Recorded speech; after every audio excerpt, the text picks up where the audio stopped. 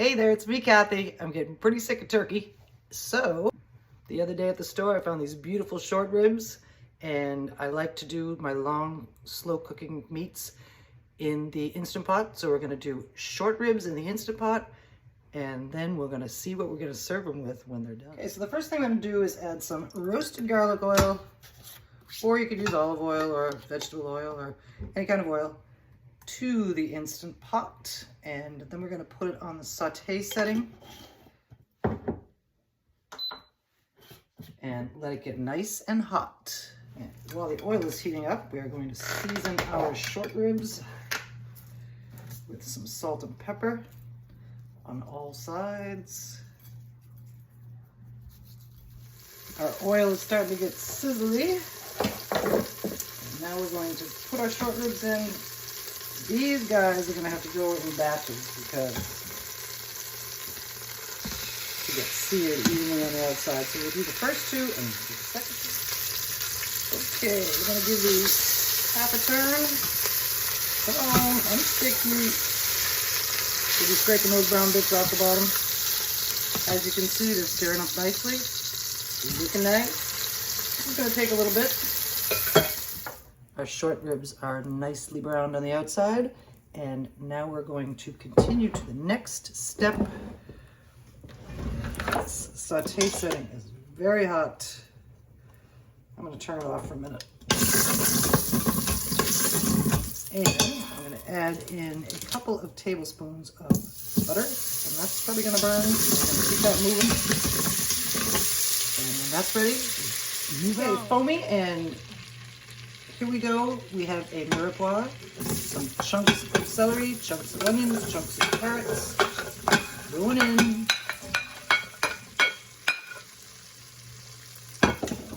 Stir those around. Get them going for a minute or two. Now, don't forget, we're going to high pressure cook this. So these vegetables don't have to cook that much, and that meat still has a ways to go too. So, in the meantime, we're going to just sprinkle a little bit more salt and pepper.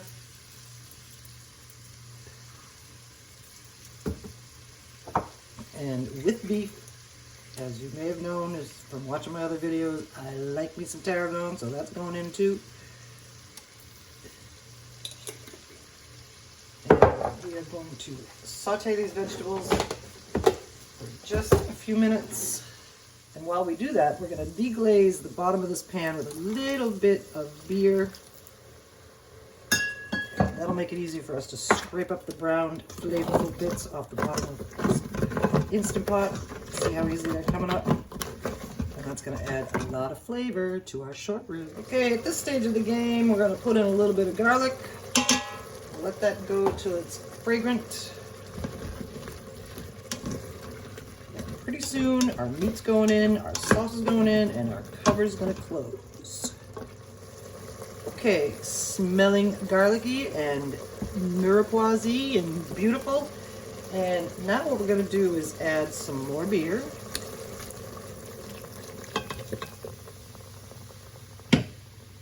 A couple of cups of beef broth.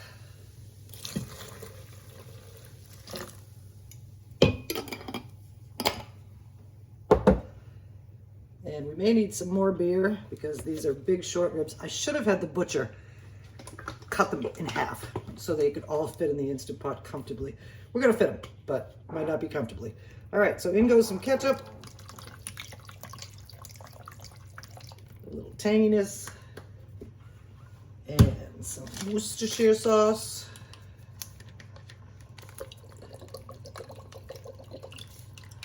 And we're gonna stir that around. All right, we're cooked off a little bit, and now it's time for our short ribs to go back in. Looks like we're gonna need some more liquid. I just hope we don't exceed the maximum of this Instant Pot. And I don't think we will. So, just to make sure these are covered, and before we do that, we're gonna stir it around, get those vegetables, everything going evenly. And now it's time for another bottle of beer. And now everything's covered as it should be.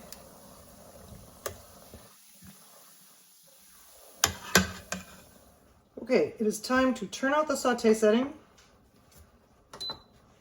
And now we're going to put on our lid.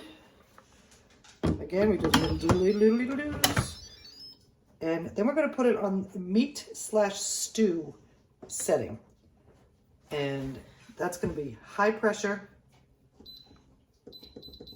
for 45 minutes. And let's see how they look when they come out. I was going to use potatoes with our short ribs because I had some on hand, but I thought it would be fun to use creamy Corny cheese grits. So while the Instant Pot behind me is cooking our short ribs, we're going to make our grits. The grits that I'm using, the directions say 4 cups of water or milk, and I like my grits creamy, so I'm using milk, but I use 3 cups of milk and 1 cup of chicken stock. So also the directions say to add some salt. So I'm not going to do that because of the chicken stock. So we're going to bring this to a boil. Our milk and chicken stock has reached the boiling point. And now we're going to stir in our grits in a nice steady stream. Lower the heat to medium-low or even low-low. And these are going to cook for about, whoop, Kelly sees something and she says go. We're going to continuously stir these for about 30 minutes until they're thickened and softened. And then we're going to add in our corn and our cheese. Our grits are just about ready. You can see they are nicely thickened. And what I'm going to do at this point, because we're going to combine these grits, this is going to be sort of a dual side dish for our ribs. I had a bag of corn in my freezer, left over from Thanksgiving. Don't know how much I want to use, but it was frozen still, it's still frozen. So I want to make sure that that gets incorporated and warmed up. I'm using the rest. Throw it in. And so we're going to continue to cook this for a little bit, and then we're going to do our butter and our cheese and finish them up. Okay, our corn is no longer frozen, and now it's time for our butter. I've turned the heat up just a little bit, but I'm going to have to keep stirring this and stirring it so it doesn't stick to the bottom of the pan. And as you can see, the grits have thickened up very nicely. I like them just like that. And we're going to stir this until that butter is all melted. And then we're going to put the cheese in and stir that till it's all melted. And then when our short ribs are ready, we're going to eat them up. Okay, it's time for our cheese. This is some organic Gouda cheese that I got from Misfits Market. And I've shredded it up.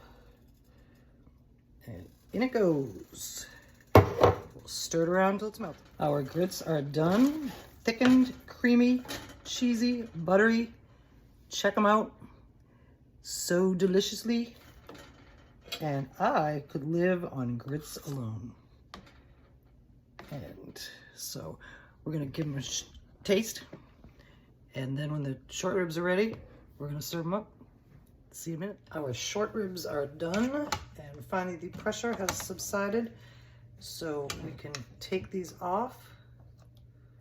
And we're going to put these on a plate and remove the bones. That bone's already gone. We'll have to find it. This meat is so well done, it slid right off of these bones. Here are our now boneless short ribs. And as you can see, the meat just falls right apart. It's very tender. And it just comes apart. And what we're gonna do now is we're gonna turn this juice. These vegetables are really, really, really, really, really well done. And we are going to puree them and turn them into gravy. Pulled out the immersion blender and we're going to put this in here. And we're going to puree this gravy. The vegetables are going to thicken it up and make it a gravy-like consistency. And you can do this in a regular blender as well. You just transfer it to the blender in small batches and puree it. And just make sure you put a kitchen towel over top and or cool it down, and that way it won't explode. But here we go.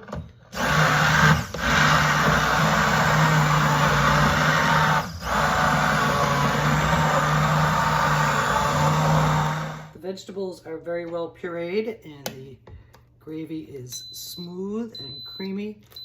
And I have turned the saute setting back on because I'm going to add a little bit of a cornstarch slurry to this and thicken it up a bit.